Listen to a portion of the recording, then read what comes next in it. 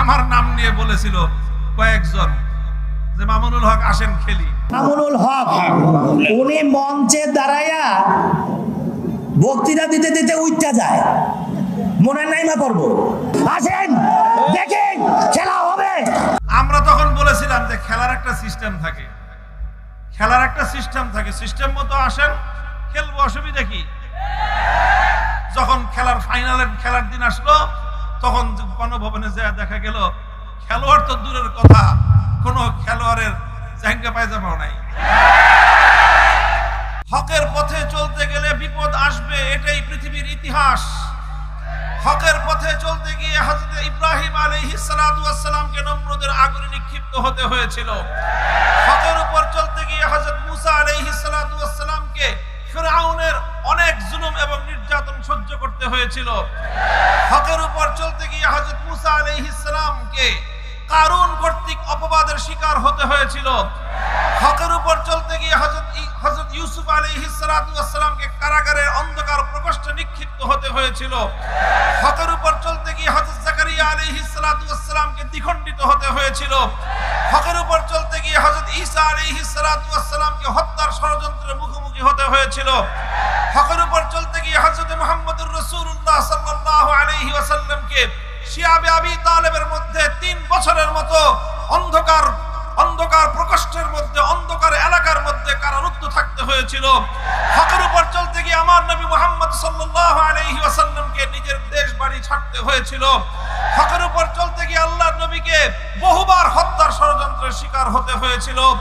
আর এভাবেই আল্লাহর নবীর পরে আজও পর্যন্ত 1400 বছর ইসলামের ঝান্ডাবাহী, ইসলামের ধারক বাহকরা প্রতি যুগে, প্রতি সময়ে, প্রতি শতাব্দীতে তারা হকের ঝান্ডা সমুন্নত রেখেছেন। আর এই ঝান্ডা সমুন্নত রাখতে গিয়ে কখনো হযরতে ইমামে আযম আবু হানিফা রাহমাতুল্লাহি আলাইহিকে কারাগারে রুদ্ধ হতে হয়েছে, বিষ প্রয়োগ করে তাকে হত্যা করা হয়েছে। ইমামে মালিক রাহমাতুল্লাহি আলাইহিকে অপমান আর লাঞ্ছিত করবার জন্য গাধার পিঠে আরোহণ করে বাজারের মধ্যে ঘোরানো হয়েছে। ইমামে আহমদ ইবনে হাম্বল রাহমাতুল্লাহি আলাইহিকে হকের উপর অটল আর অবিচল থাকতে গিয়ে অনেক চড়া মূল্য পরিশোধ করতে হয়েছে, কারারুদ্ধ হতে হয়েছে, প্রতিদিন ব্যত্রাঘাত করে করে তার শরীর থেকে রক্ত ঝরানো হয়েছে। হকের উপর চলতে গিয়ে ইমামে বুখারী রাহমাতুল্লাহি আলাইহিকে দেশ ছাড়তে হয়েছে। হকের উপর চলতে গিয়ে ইমাম ইবনে তাইমিয়া রাহমাতুল্লাহি আলাইহিকে জীবনে 6 বার কারাগারে বন্দী হতে হয়েছে। হকের উপর চলতে গিয়ে শাইখুল হিন্দ মাহমুদ হাসান দেওবন্দি রাহমাতুল্লাহি আলাইহিকে 4 বছর পর্যন্ত মাল্টার আন্দামান দ্বীপে বন্দিত্ব বরণ করতে হয়েছে। হকের উপর চলতে গিয়ে শাইখুল ইসলাম হুসাইন আহমদ মাদানী রাহমাতুল্লাহি আলাইহিকে বারবার কারারুদ্ধ হতে হয়েছে। হকের উপর চলতে গিয়ে শাইখুল হাদিস আল্লামা আজিজুল হক রাহমাতুল্লাহি আলাইহিকে বারবার কারাগারে বন্দী হতে হয়েছে। হকের উপর চলতে গিয়ে মুফতি আমিনী রাহমাতুল্লাহি আলাইহিকে কারাগারে বন্দিত্ব বরণ করতে হয়েছে। হকের উপর চলতে গিয়ে মুজাহিদ মিল্লাত আল্লামা জুনায়েদ বাবু নগরী রাহমাতুল্লাহি আলাইহিকে কারাগারে অমানবিক নির্যাতনের সম্মুখীন হতে হয়েছে। আমরাও হকের উপর চলতে থাকবো ইনশাআল্লাহ। আল্লাহর সাহায্য আমাদের সাথে থাকবে। আমরা পথ চলতে থাকবো, জালিমের রক্ত চক্ষু উপেক্ষা করে। প্রয়োজনে ইনশাআল্লাহ আমরা যদি আল্লাহর দ্বীনের জন্য প্রয়োজন হয় হাসি মুখে ফাঁসির কাষ্ঠে ঝুলবো, হকের ঝান্ডা ভুলুণ্ঠিত হতে দেব না ইনশাআল্লাহ।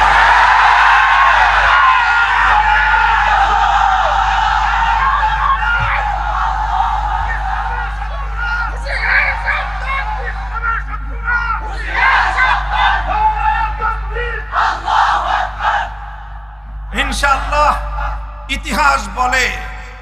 ইতিহাস বলে হকের জন্য, সত্যের জন্য যে জীবন যায় সেই জীবনের দাম বেড়ে যায়। সত্যের জন্য যে রক্ত যায় সে রক্তের মূল্য বৃদ্ধি পায়। সত্যের জন্য যে ঘাম ঝরে সে ঘাম অন্য সকল ঘামের চেয়ে বেশি মূল্যবান হয়। সত্যের জন্য তোমার সন্তান যদি যায়, জীবন্ত সন্তানের চেয়ে তোমার শহীদ সন্তান তোমার জন্য বেশি উপকারী সাব্যস্ত হবে। বারবার এই কথা প্রমাণিত হয়েছে। ইতিহাসের পাতায় পাতায় তার অসংখ্য দৃষ্টান্ত সোনার অক্ষরে লিপিবদ্ধ আছে। হে আমার বাংলাদেশের তাওহীদি জনতা, তোমাদেরকেও আজ আমি শপথ নেওয়ার আহ্বান জানাচ্ছি। তোমরা তোমাদের ভাই মামুনুল হককে দেখে অনুপ্রেরণা অর্জন অর্জন করো। আমরা খুব বেশি কিছু করতে পারিনি, অনেক বড় ত্যাগ আর কোরবানির নজরানা পেশ করতে পারিনি। আমাদের ঈমান দুর্বল, আমাদের আমল স্বল্প, আমাদের সাহস দুর্বল, কিন্তু আমরা শুধুমাত্র আমাদের পূর্বসূরীদের, আমাদের আসলাফদের একটি দৃষ্টান্তকে অনুসরণ করার চেষ্টা করেছি। আফজালুল জিহাদি কালিমাতু হাক্কিন ইনদা সুলতানিন জায়ের। জালিম বাদশার সামনে সত্য কথা উচ্চারণ করতে হবে। আমরা বলেছিলাম ভাস্কর্য ইসলাম সমর্থন করে না, মূর্তি ইসলাম সমর্থন করে না।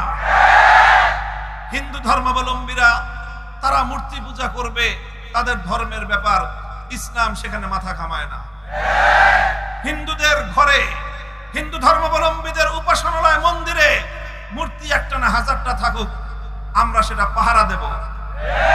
আমরা কোনোদিন কোন হিন্দু ধর্মাবলম্বীর কোন মূর্তি ভাঙা তো দূরের কথা, সেখানে অন্য কাউকে ভাঙতে দেব না, এটা ইসলামের শিক্ষা। কিন্তু কোন মুসলমান ব্যক্তির, বিশেষ করে রাষ্ট্রীয় সম্পদ ব্যয় করে জাতীয়ভাবে ভাস্কর্যের নামে মূর্তি নির্মাণ করা হবে, এটা ইসলাম কোনোদিন সমর্থন করে না। সে মূর্তি যারই হোক না কেন। আমরা অনেক আন্তরিকতাপূর্ণ ভাষায় সতর্ক করেছিলাম। আমি বলেছিলাম যে মূর্তি শুধু আপনার বাবা শেখ মুজিবুর রহমান সাহেবের নয়, যদি সেই মূর্তি জিয়াউর রহমান, শহীদ জিয়াউর রহমানের হয়, আমরা সেটারও বিরোধিতা করি। সে মূর্তি যদি আমার বাবারও হয়, আমরা সেটাও ভেঙে গুড়িয়ে দেব। আমি বলেছিলাম আল্লাহর নবী যেদিন মক্কা বিজয় করলেন, মক্কার পবিত্র বাইতুল্লাহর ছাদের উপর, ঘরের ভিতর ডানে বামে অসংখ্য মূর্তি ছিল। 360টার বর্ণনা প্রসিদ্ধ রয়েছে। আল্লাহর নবী এক একটা মূর্তি ভেঙেছেন, টেনে বের করেছেন, আর লাঠি দিয়ে খোঁচা মেরে মেরে ভূপাতিত করেছিলেন। আর নবীজির কণ্ঠে উচ্চারিত ছিল, যা আল হক ওয়া যাহাকাল বাতিল ইন্নাল বাতিলা কানা যাহুকা। আমার নবী বলতেছিলেন মূর্তি হলো বাতিল, এই বাতিল মূর্তি মুসলমানদের সমাজে থাকতে পারে না। এরপরে একটি মূর্তি বাইতুল্লাহ শরীফের ভিতর থেকে, কাবা শরীফের ভিতর থেকে বের করা হলো। মূর্তিটি তারা নাম রেখেছে খলিলুল্লাহ ইব্রাহিম আলাইহিস সালামের মূর্তি। ইব্রাহিম আলাইহিস সালামের মূর্তি একটি বের করা হলো। আল্লাহর নবী এই মূর্তিটা দেখে সবচেয়ে বেশি রাগ এবং ক্ষোভ প্রকাশ করলেন। অন্য কোন মূর্তিতে আমার নবী এতটা ক্ষুব্ধ হন নাই, স্বয়ং ইব্রাহিম আলাইহিস সালামের মূর্তি দেখে আল্লাহর নবী যতটা ক্ষিপ্ত হয়েছেন। অথচ ইব্রাহিম আলাইহিস সালাম কে? ইব্রাহিম আলাইহিস সালাম হলেন আমার নবীর পূর্বপুরুষ। নবী হলেন ইব্রাহিম আলাইহিস সালামের সন্তান। আমাদেরকে বলা হয়েছে মিল্লাতা আবিকুম ইব্রাহিম, আমরা সকলে ইব্রাহিম আলাইহিস সালাতু ওয়াস সালামের সন্তান। মুহাম্মদুর রাসূলুল্লাহ সাল্লাল্লাহু আলাইহি ওয়াসাল্লাম এই পৃথিবীতে সবচেয়ে বেশি কোন ব্যক্তিকে যদি অনুসরণ করে থাকেন, কোন ব্যক্তিকে আল্লাহর নবী ইন্ডিভিজুয়ালি একজন ব্যক্তি হিসেবে, ব্যক্তিগত একটা ব্যক্তি হিসেবে যদি আল্লাহর নবী কাউকে সবচেয়ে বেশি অনুসরণ করে থাকেন, তাহলে সেই ব্যক্তির নাম হলো ইব্রাহিম আলাইহিস সালাম। কারণ তিনি তার পূর্বপুরুষ, বাবার বাবা মানেই বাবা। সেই বাবার মূর্তি দেখে আল্লাহর নবী কি বলেছিলেন, কি ছিল নবীজির প্রতিক্রিয়া? নবীজি বলেন কাতালাহুমুল্লাহ, কাতালাহুমুল্লাহ, আল্লাহ এই বেঈমান কুরাইশদেরকে ধ্বংস করুক, যে তারা ইব্রাহিম আলাইহিস সালামের নামে ভণ্ডামির মূর্তি বানিয়েছে। তারা ইব্রাহিম আলাইহিস সালামের হাতের মধ্যে জুয়ার থলি ঝুলিয়ে দিয়েছে। এই কথা বলে আল্লাহর নবী নিজ হাতে ইব্রাহিম আলাইহিস সালাতু ওয়াস সালামের বানানো সেই মূর্তি ভেঙে গুড়িয়ে দিয়েছিলেন। আমি সেদিন বলেছিলাম নিজের পূর্বপুরুষদের মূর্তি বানানো এটা মুহাম্মদুর রাসূলুল্লাহ সাল্লাল্লাহু আলাইহি ওয়াসাল্লামের আদর্শের অনুসরণ নয়, বরং যারা নিজেদের পূর্বপুরুষদের মূর্তি বানায়, মক্কার আবু জাহালরা বানিয়েছিল ইব্রাহিম আলাইহিস সালামের মূর্তি, আজও যারা নিজেদের পূর্বপুরুষদের মূর্তি বানাবে, তারা নবী মুহাম্মদ আরবি সাল্লাল্লাহু আলাইহি ওয়াসাল্লামের আদর্শের অনুসারী হতে পারে না, তারা আবু জাহালের প্রেতাত্মা। শান্তভাবে বললাম, অনেকভাবে বুঝাই দিলাম, বুঝালাম, চেষ্টা করলাম, কোরআনের রেফারেন্স গুলো দিলাম, ভালো লাগলো না। ভালো লাগলো না আমাদের কথা, আমরা ওনাদের শত্রুতে পরিণত হলাম। আমার বিরুদ্ধে ব্যক্তিগতভাবে তিনি ক্ষুব্ধ হয়ে উঠলেন। আমার বিরুদ্ধে এমন কোন ষড়যন্ত্র নাই যেটা তিনি করলেন না। জাতীয় সংসদে দাঁড়িয়ে তিনি আমাকে আঘাত করার চেষ্টা করলেন, ঘায়েল করার চেষ্টা করলেন। একদিন দুদিন নয়, বন্দি করে 3 বছর আমার সকল সঙ্গী সাথী প্রায় 1200 সাথী সহ 1200 সঙ্গী সহ আমরা কারারুদ্ধ হলাম। 40 দিন পুলিশের রিমান্ডে থেকেছি এক চিল্লা। আমার 1200 সঙ্গী সাথী সব রিলিজ, আমাকে ছাড়ে না। নির্বাচন করলেন, তাও ছাড়ে না। নির্বাচন করে যখন ক্ষমতা পাকাপোক্ত হলো, মনে করলো যে এখন আর কোনো ভয় নাই, তারপরে আমাকে ছাড়লেন। তো মনে করেছিলেন কোনো ভয় নাই। দেশের মানুষও মনে করছিল যেইভাবে সাজায়া বসছে, এটাকে আর নামানো সম্ভব না। মা জানানতুম আন ইয়াখরুজু ওয়া যান্নু আন্নাহুম মানিআতুহুম হুসুনুহুম মিনাল্লাহ ফাআতাহুমুল্লাহু মিন হাইসু লাম ইয়াহতাসিবু। আমরাও মনে করতাম যেইভাবে সাজাইছে, পুলিশ সাজাইছে, র‍্যাব সাজিয়েছে, প্রশাসন সাজানো, সব তার হাতের মুঠোয়। তারপরে আবার প্রতিবেশী এত বিশাল রাষ্ট্র, তারা এই দেশের জনগণের প্রকাশ্য প্রতিপক্ষ হয়ে দাঁড়িয়ে স্পষ্ট ঘোষণা দিল, যে কোনো মূল্যে এদেশের সমস্ত মানুষের মতামতের বিপরীতে হলেও সেই হাসিনা সরকারকেই তারা ক্ষমতায় বহাল রাখবে। এই ঘোষণা দেওয়ার পর এবং এই ধরনের কার্যকলাপ পরিচালনা করার পর দেশের প্রায় সব মানুষই এই আশা ছেড়ে দিয়েছিল যে জীবদ্দশায় বুঝি আর কোনোদিন এই সরকারের পতন হবে না। আমরাও মনে করি নাই পতন হবে, তারাও মনে করে নাই। যেইভাবে সাজিয়েছি এই দুর্ভেদ্য দুর্গের মধ্যে কোন ধরনের আক্রমণ, কোন ধরনের কোন আঘাত আসতে পারে, এটা তারা কল্পনাও করে নাই। আমার আল্লাহ বলেন, ফাআতাহুমুল্লাহু মিন হাইসু লাম ইয়াহতাসিবু, ফাআতাহুমুল্লাহু মিন হাইসু লাম ইয়াহতাসিবু। আল্লাহ পাকের সুন্নাতুল্লাহ, আমার আল্লাহর নীতি হলো যে কোন কাফের শাসক যদি ইনসাফের সাথে দেশ চালায়, রাষ্ট্র চালায়, আল্লাহ তাকে ধরেন না। কিন্তু কোন মুসলমানও যদি জুলুমের সঙ্গে, রাষ্ট্রের নাগরিকদের সঙ্গে, দেশের প্রজাদের সাথে, দেশের মানুষ এবং জনগণের সঙ্গে যদি অন্যায় করে, অবিচার করে, বৈষম্য করে, জুলুম করে, আল্লাহ সে মুসলমান হলেও সে জালেমকে আল্লাহ বেশি দিন ক্ষমতায় থাকতে দেন না। এটা আল্লাহর ওয়াদা এবং এটা আল্লাহর নীতি। কিন্তু আমরাও মনে করেছিলাম নামবে কোনখান দিয়ে, নামার তো কোনো জায়গাই নেই। আর উনিও মনে করছিলেন আসবে কোনখান দিয়ে, আসার তো কোনো রাস্তাই নাই। 100টার মধ্যে 100টা রাস্তাই তারা বন্ধ করে রেখেছিলেন তাদের কাছ পর্যন্ত যাওয়ার। কিন্তু আল্লাহ বলেন, 100টা রাস্তা তুমি বন্ধ করেছো, আমি আল্লাহ 101 নম্বর রাস্তা দিয়ে তোমাকে ধরতে আসলাম। ঠেকাও দেখি। বেশ অনেকদিন আগে থেকেই কোথাও বের হন না, এমনকি প্রধানমন্ত্রীর কার্যালয়েও তিনি যাইতেন না। গণভবনটাকে এমন ভাবে চতুর্দিক থেকে বাহিনী দিয়ে ঘেরাও করছে যাতে কেউ তার ধারে কাছেও যেতে না পারে। আর আমরা যেহেতু থাকি পাশাপাশি মোহাম্মদপুর, একটা আওয়াজ উঠে গেছে যে মোহাম্মদপুর থেকে মামুনুল হকের নেতৃত্বে গণভবনে যে কোনো সময় আক্রমণ হতে পারে।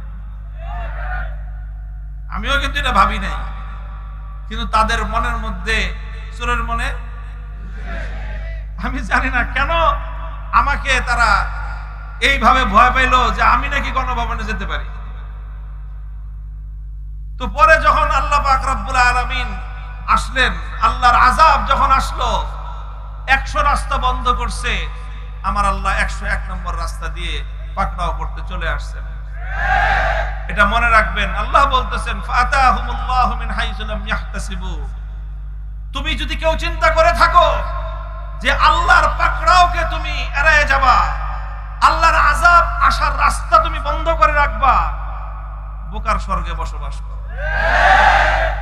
আল্লাহ যে কোনখান দিয়ে কোন পেছে কোথায় দিয়ে যে তোমাকে আঘাত করবেন, তোমার সমস্ত কলা কৌশল, তোমার বাপ দাদার সমস্ত কৌশল, তোমার বন্ধুদের সমস্ত কৌশল, তোমার জ্ঞাতি গোষ্ঠীর সমস্ত কৌশল, তোমার দেবর ভাসুরদের সমস্ত কৌশল, এই সব ব্যর্থ হয়ে যাবে, কোনোটাই কাজে লাগবে না। উপায় কি? উপায় হলো যেই কারণে আল্লাহর আযাব আসে সেই কারণ দূর করো, আল্লাহর আযাবকে প্রতিহত করার কোনো চেষ্টা করো না। মুহতারাম হাজিরিন, এটা শিক্ষণীয় দৃষ্টান্ত, শিক্ষণীয় দৃষ্টান্ত। সমস্ত আয়োজন সম্পন্ন ছিল। এরপরে আমরা কি দেখলাম? এরপরে দেখলাম যে চতুর্দিক থেকে আল্লাহ পাক রব্বুল আলামিন এমন ভাবে পঙ্গপালের মতো আবাবিল পাঠায় দিলেন। ছোট ছোট মানুষ, ছাত্র, এরা ছাত্র, এরা ছোট। কেউ স্কুলে পড়ে, কেউ মাদ্রাসায় পড়ে, কেউ ইবতেদায়ী মাদ্রাসায়, কেউ প্রাইমারি স্কুলে, কেউ হাই স্কুলে পড়ে, কেউ মাদ্রাসায় পড়ে, কেউ কলেজে পড়ে, কেউ আলিয়া মাদ্রাসায় পড়ে, কেউ ভার্সিটিতে পড়ে, কেউ কওমি মাদ্রাসায় পড়ে। এইভাবে ছাত্র জনতা যখন নামলো, ছাত্র জনতাকে রোধ করার জন্য, তাদেরকে প্রতিহত করার জন্য তারা কি করলেন? তারা হেলমেট বাহিনীকে হাতে পিস্তল দিয়ে নামায় দিলেন। এইভাবে নির্মম ভাবে গুলি করে করে এক একটা সন্তানকে হত্যা করলো। মানুষ প্রত্যক্ষ করলো।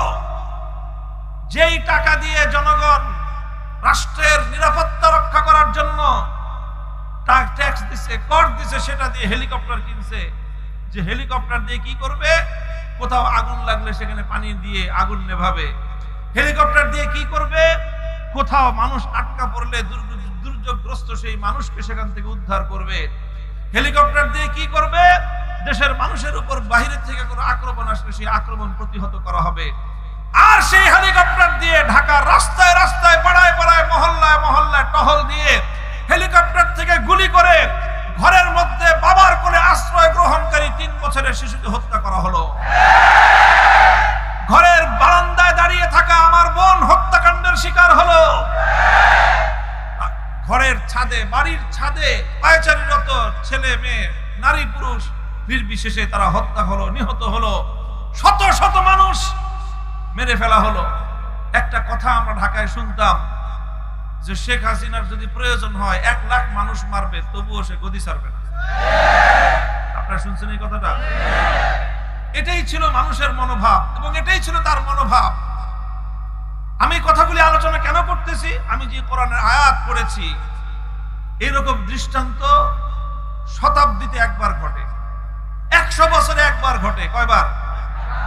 100 বছরে একবার ঘটে। এই 2024 সালের 100 বছর আগে, এই গত 100 বছরের মধ্যে আরেকবারই ঘটেছিল 1975 সালে। এই আগস্ট মাসেই 10 দিন পরে ঘটছিল। 15ই আগস্ট, 5ই আগস্ট। 50 বছর পরে আবার ঘটনা ঘটলো। আবার হয়তো 50 বছর পরে ঘটবে। আমরা সতর্ক করতে চাই, শিক্ষা গ্রহণ করার আহ্বান জানাই, নিজেরাও শিক্ষা গ্রহণ করতে চাই। আমাদের সকলের জন্য শিক্ষা গ্রহণ করা উচিত। সেই শিক্ষাটা হলো যে দেখেন, খবরদার কোন বিষয়ে সীমা লঙ্ঘন করবেন না। ইন্নাল্লাহা লা ইউহিব্বুল মুতাদিন। জায়গায় জায়গায় আল্লাহ বলেছেন, আল্লাহ পাক সীমা লঙ্ঘনকারীকে পছন্দ করেন না, সীমা লঙ্ঘনকারীকে পছন্দ করেন না। আর আল্লাহর কোরআন এবং নবীর হাদিস আরেকটা কথা বলেছে। আল্লাহর নবী বলেছেন, ইত্তাকি দাওয়াতাল মাজলুম ফাইন্নাহু লাইসা বাইনাহু ওয়া বাইনাল্লাহি হিজাব। ইত্তাকি দাওয়াতাল মাজলুম ফাইন্নাহু লাইসা বাইনাহু ওয়া বাইনাল্লাহি হিজাব। আমার উম্মত, মাজলুমের বদদোয়াকে ভয় পাও, ভয় করো, খবরদার মাজলুমের বদদোয়া যেন তোমার বিরুদ্ধে চলে না যায়, মাজলুমের ফরিয়াদ যেন তোমার বিরুদ্ধে আল্লাহর দরবারে উত্তোলিত না হয়। কারণ কোন ব্যক্তি যখন তোমার দ্বারা জুলুমের শিকার হয়ে, মাজলুম হয়ে আহ বলে আল্লাহকে ডাকবে, সেকেন্ড লাগবে না। কারণ মাজলুমের দোয়া আমার আল্লাহর আরশ মধ্যখানে যত পর্দা, আমার আল্লাহ সমস্ত পর্দা সরিয়ে দিয়েছে। এরপরে কি হয়, মাজলুম যখন বলে আল্লাহ সে আমার উপর জুলুম করেছে, আমি বিচার চাই, হে আল্লাহ সে আমাকে আঘাত করেছে, আমি তোমার কাছে ফরিয়াদ জানাই, সঙ্গে সঙ্গে আমার আল্লাহ জবাব দেন। হাদিসে কুদসির মধ্যে বর্ণিত হয়েছে, আল্লাহ তখন মাজলুমকে বলেন লা আনসুরান্নাকা ওয়ালাউ বা'দা হিন, হে মাজলুম তুমি এই জালেমের কাছ থেকে প্রতিশোধ গ্রহণ করবার শক্তি তোমার নাই, কারণ জালেম অনেক শক্তিধর, এই জন্য তুমি আমার কাছে বিচার দিয়েছো। আমি আল্লাহ তোমার সঙ্গে ওয়াদা করতেছি, অবশ্যই অবশ্যই অবশ্যই, কয়বার? 3 বার বলেছেন আল্লাহ অবশ্যই। লা আনসুরান্নাকা, লামে তাকিদ, নুনে তাকিদ, সাকিলা তাকিদ, 3 বার আল্লাহ বলেছেন অবশ্যই অবশ্যই অবশ্যই আমি তোমাকে সাহায্য করব। মাজলুম আমি তোমাকে সাহায্য করব, অবশ্যই অবশ্যই অবশ্যই আমি তোমাকে সাহায্য করব, তবে ওয়ালাউ বা'দা হিন, একটু দেরি হইতে পারে। কি হইতে পারে? একটু দেরি হইতে পারে। এই জন্য আল্লাহর কথা আছে, আল্লাহর ব্যাপারে নীতি আছে, আল্লাহ ছাড় দেন কিন্তু ছেড়ে দেন। অনেক মানুষ আল্লাহর ছাড় পেয়ে তারা মনে করে যে এটা আমার কেরামতি।